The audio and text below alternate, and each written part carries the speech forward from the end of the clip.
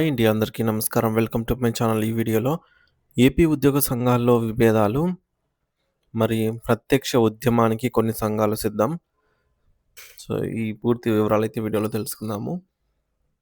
Video అయితే ఎక్కడే గాని స్కిప్ చేయకుండా ఎండ్ వరకు చూసేయండి. అప్పుడే ఇన్ఫర్మేషన్ పూర్తిగా అర్థమవుతుంది.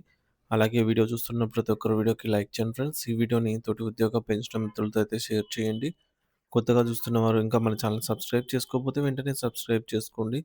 సో, దీని ద్వారా నేను చేసే లేటెస్ట్ వీడియోస్ అన్నీ మీ వరకు రీచ్ అవుతాయి. ఇక ఆలస్యం చేయకుండా వివరాల్లోకైతే వెళ్ళిపోదాము. ఫ్రెండ్స్, ఇక విషయానికొచ్చినట్లయితే ఆంధ్రప్రదేశ్ రాష్ట్రంలో ప్రస్తుతం ప్రభుత్వ ఉద్యోగులు మరియు పెన్షనర్ల సమస్యలు ఒక అగ్నిపర్వతంలా మారుతున్నాయి.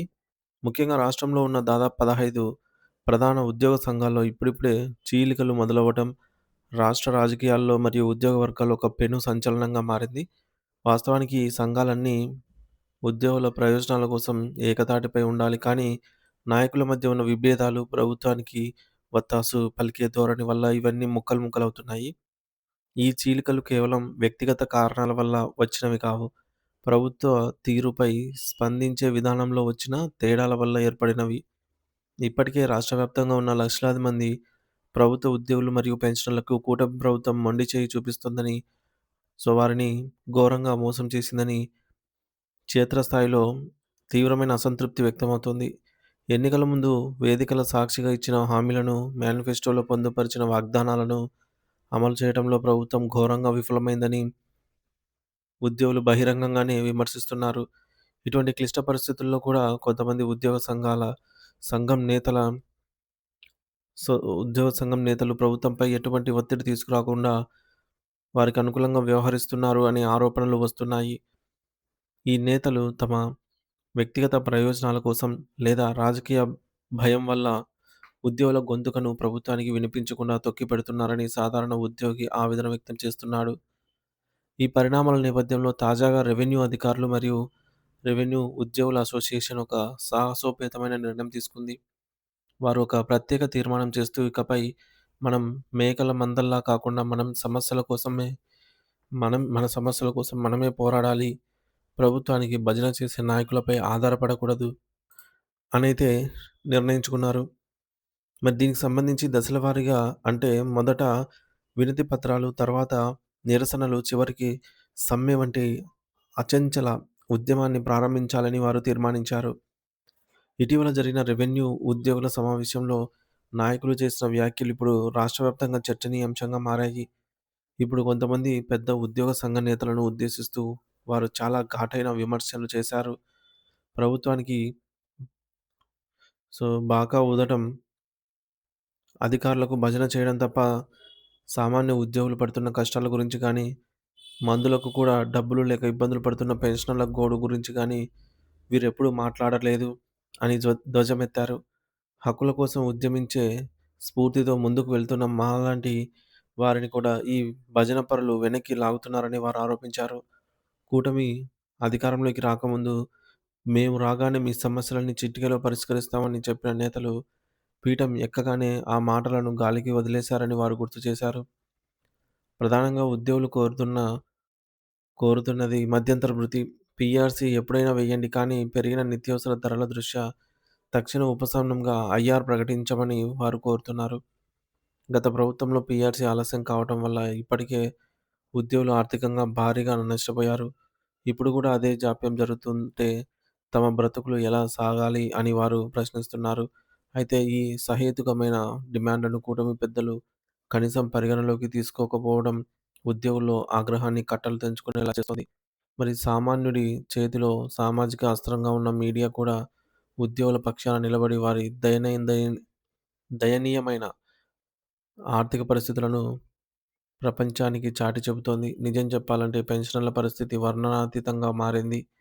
రావాల్సిన బకాయిలు అందక, సరైన వైద్యం అందక కళ్ళ ముందే కొందరు పెన్షనర్లు ప్రాణాలొదులుతున్న దృశ్యాలు గుండెలను పిండేస్తూ ఉన్నాయి. మరి ఎన్నికల మేనిఫెస్టోలో కూటమి పెద్దలు ఏం చెప్పారో ఒకసారి గుర్తు చేసుకుంటే వారు ఎంతలా మాట తప్పారో అర్థమవుతుంది. గత 5 ఏళ్లలో వ్యవస్థలన్నీ విచ్ఛిన్నమయ్యాయి. ఉద్యోగులు అవమాన పాలయ్యారు. మేము రాగానే మీ గౌరవాన్ని పునఃప్రతిష్ఠిస్తాం అని వారు రాసుకున్న వారు రాసుకున్నారు. సిపిఎస్ మరియు జిపిఎస్ విధానాలను పునఃసమీక్షించి అందరికీ ఆమోదయోగ్యమైన పరిష్కారం చూపుతామని, మెరుగైన పీఆర్సీ ఇస్తామని నమ్మబలికారు. అన్నిటికంటే ముఖ్యంగా కూటమి ప్రభుత్వం వచ్చిన వెంటనే ఐఆర్ ప్రకటిస్తామని స్పష్టంగా చెప్పారు. కానీ ఇప్పుడు ప్రభుత్వం ఏర్పడి దాదాపు రెండో సంవత్సరం కూడా పూర్తి కావస్తోంది. అయినా కూడా ఐఆర్ గురించి కనీసం ఊసే ఎత్తకపోవడం దారుణం. మరి మేనిఫెస్టోలో రాసిన ఈ అంశాలన్నీ మన ఉద్యోగ సంఘ నేతలు ఎందుకు గట్టిగా అడగలేకపోతున్నారు? ప్రభుత్వానికి అన్ని వర్గాల ప్రజల సంక్షేమం ముఖ్యమే. కానీ ఆ సంక్షేమ పథకాలను ప్రజల్లోకి తీసుకెళ్లేది, అమలు చేసేది ఈ ఉద్యోగులే కదా! మరి మా విషయంలో ఎందుకు ఇంత నిర్లిప్తత చూపిస్తున్నారు అని ఉద్యోగులు అడుగుతూ ఉన్నారు. ఒక పక్క పాత బకాయిలు ఇవ్వటం లేదు. మరోపక్క కొత్త ప్రయోజనాలు ప్రకటించడం లేదు. ఇలాంటి సమయంలో పెన్షనర్లకు ప్రభుత్వం నుంచి ఒక వింత ప్రతిపాదన వచ్చింది. బకాయిలకు బదులుగా భూమి ఇస్తాం అని. దీనిపై కూడా తీవ్ర వ్యతిరేకత వస్తోంది. మేము దశాబ్దాల పాటు కాయకష్టం చేసి మా రక్తాన్ని చెమటగా దాచుకున్న సొమ్మును మాకు నగదు రూపంలో ఇవ్వకుండా ఎక్కడో ఉన్న భూమిని ఇస్తామనడం ఏంటి అని వారు నిలదీస్తున్నారు. ఈ ప్రతిపాదనను అంగీకరించిన యూనియన్ నాయకులను కూడా ఉద్యోగులు నమ్మే స్థితిలో అయితే లేరు. ఉద్యోగ సంఘాల నేతల్లో ఉన్న ఈ చీలికలు మరియు భేదాభిప్రాయాలు ప్రభుత్వానికి వరంగా మారాయి.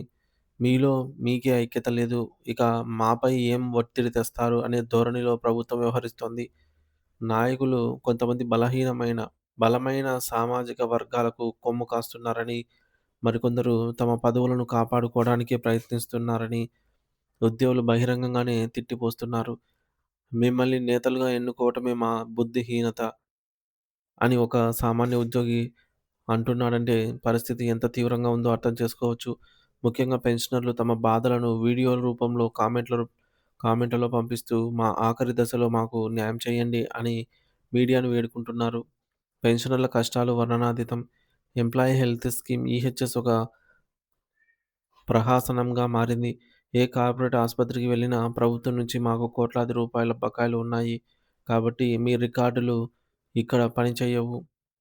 మీ కార్డులు ఇక్కడ పనిచేయవని గేటు దగ్గర ఆపేస్తున్నారు. ఒక పక్క ప్రభుత్వం బకాయిలు ఇవ్వదు. మరోపక్క ఆసుపత్రులు వైద్యం చేయవు. ఇలాంటి సమయంలో చేతిలో చిల్లిగవ్వ లేక అనారోగ్యంతో ఉన్న భార్యను లేదా కుమారుడిని చూస్తూ ఆ వృద్ధ పెన్షనర్ పడుతున్న వేదన ఎవరికి చెప్పుకోవాలి? ఇది కేవలం ఆర్థిక సమస్య మాత్రమే కాదు. ఇది ఒక మానవీయ సంక్షోభం. కూటమి ప్రభుత్వం ఇకనైనా మేల్కొని తన మేనిఫెస్టోలో ఇచ్చిన హామీలను చిత్తశుద్ధితో అమలు చేయాలి. ఉద్యోగులను కేవలం ఓటు బ్యాంకుగా కాకుండా ప్రభుత్వ రథచక్రాలుగా గుర్తించాలి. పెండింగ్‌లో ఉన్న బకాయిలను వెంటనే విడుదల చేయాలని, ఐఆర్‌పై స్పష్టమైన ప్రకటన చేయాలని ఉద్యోగ వర్గాలు కోరుకుంటున్నాయి.